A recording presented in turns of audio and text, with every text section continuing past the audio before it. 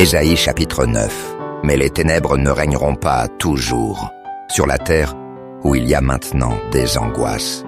Si les temps passés ont couvert d'opprobre le pays de Zabulon et le pays de Nephtali, les temps à venir couvriront de gloire la contrée voisine de la mer, au-delà du Jourdain, le territoire des gentils.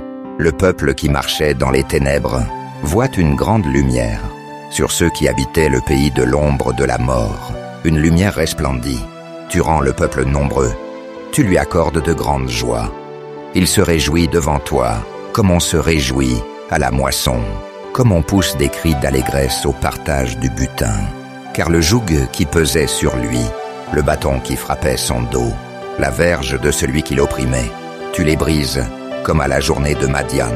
Car toute chaussure qu'on porte dans la mêlée, et tout vêtement guerrier roulé dans le sang, seront livrés aux flammes pour être dévorés par le feu.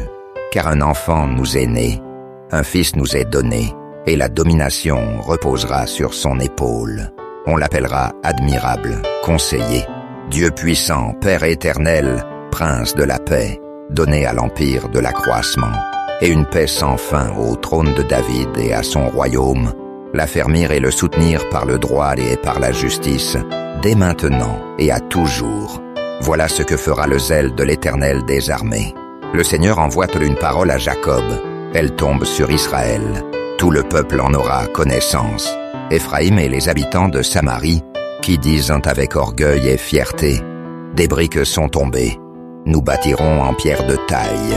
Des sycomores ont été coupés, nous les remplacerons par des cèdres. L'Éternel élèvera contre eux les ennemis de Rétzin, et il armera leurs ennemis, les Syriens à l'Orient, les Philistins à l'Occident, et ils dévoreront Israël à pleine bouche. Malgré tout cela, sa colère ne s'apaise point, et sa main est encore étendue, car la méchanceté consume comme un feu, qui dévore ronces et épines. Il embrase l'épaisseur de la forêt, d'où s'élèvent des colonnes de fumée. Par la colère de l'Éternel des armées, le pays est embrasé, et le peuple est comme la proie du feu. Nul n'épargne son frère. On pile à droite, et l'on a faim.